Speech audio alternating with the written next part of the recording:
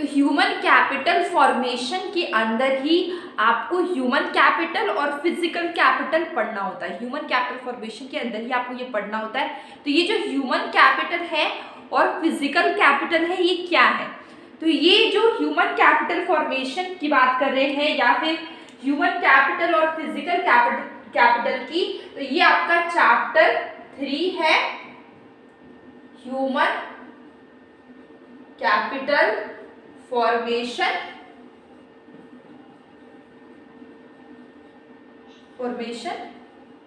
Indian economic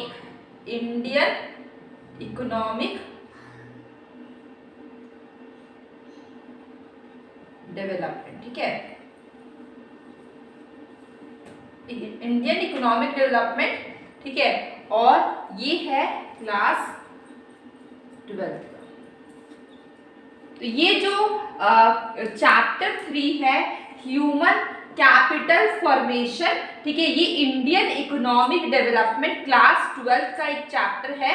class 12 का human capital formation, इसके अंदर ही आपको ह्यूमन कैपिटल और फिजिकल कैपिटल के बारे में पढ़ना है।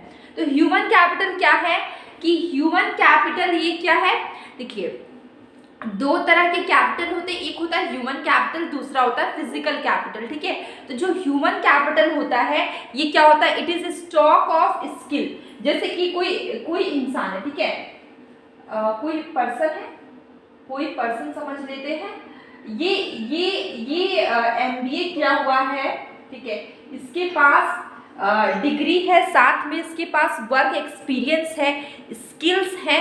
तो ये सारे जो चीज़ है ये क्या है, ह्यूमन कैपिटल है। ठीक है, इसके पास एजुकेशन है, ठीक है, साथ में स्किल है, ठीक है, और इसके पास डिग्री है। तो ये सारी चीज़ जो उसकी जो स्किल है, वर्किंग स्किल है, वो क्या है, नॉलेज है, वो क्या है, ह्यूमन कैपिटल। ठीक है, तो ह्यूमन कैपिटल क्या होता है कि it is the stock of skill, it is the stock of skills and knowledge possessed by population of an economy। ठीक है, तो ये क्या है, स्टॉक ऑफ स्किल है और नॉलेज है पोसेस्ड बाय पॉपुलेशन। जो भी इंडिया की जितनी भी पॉपुलेशन है उसमें से बहुत सारे लोग हैं जो कि जिन्होंने बहुत सारे कोर्स किए हुए हैं,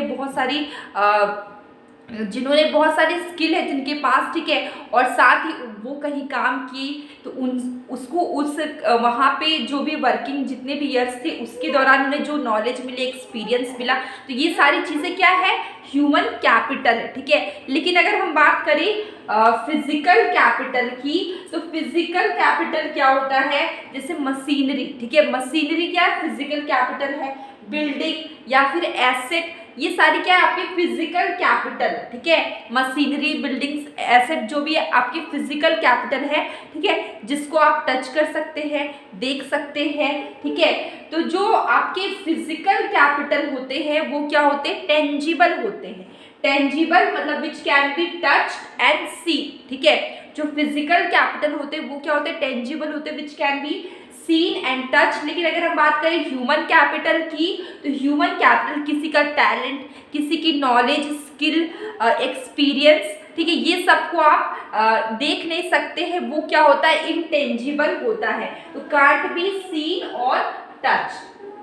ठीक है, तो ये जो ह्यूमन कैपिटल का जो नॉलेज है, स्किल है, एक्सपीरियंस है, उसको आप देख नहीं सकते हैं, कांट बी सीन, ना आप देख सकते ना टच कर सकते, ये क्या है आपका इंटेंजिबल है। ठीक है, इसके बाद अगर हम बात करें कि नॉलेज को क्या सेल कर सकते हैं, नहीं कर सकते हैं, क्या एक्सपीरियंस को आप सेल कर सकते, कहीं बेच सकते, सोल्ड कर सकते, नहीं कर सकते। तो जो एक्सपीरियंस होता है, नॉलेज होता है, डिग्रीज होती है, वो आप बेच नहीं सकते। ठीक है, तो ये क्या होता है, ह्यूमन कैपिटल का जो नॉलेज है, एक्सपीरियंस, स्किल है, वो नॉट सोल्ड इन मार्केट, वो बाजार में बिकती नहीं है। ठीक है, knowledge can't be sold, product and service using the knowledge sold. ठीक है, तो आप यहाँ पे नॉलेज को, एक्सपीरियंस को आप बेच नहीं सकते। ठीक है, वो आपको मार्केट में नहीं मिलेगी, उसको आप सोल्ड नहीं कर सकते। लेकिन जो फिजिकल कैपिटल होते हैं, जो मशीनरी है, कोई बिल्डिंग है, कोई लैंड है, कोई एसेट है, आप उसको बेच सकते हैं। ठीक है, बेच सकते हैं।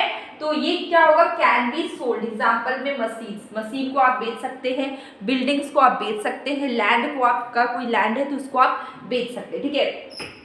इसके बाद बोलते हैं कि यहाँ पर ये जो ह्यूमन कैपिटल है ये restriction on movement of people, ठीक है। यहाँ पे क्या होता है, restriction the movement of people, ठीक है। अगर हम बात करें जो फिजिकल कैपिटल है जैसे कि मशीन, इसको आप ट्रांसफर कर सकते हैं one place to another, machines को ट्रांसफर कर सकते हैं one place to another place, ठीक है।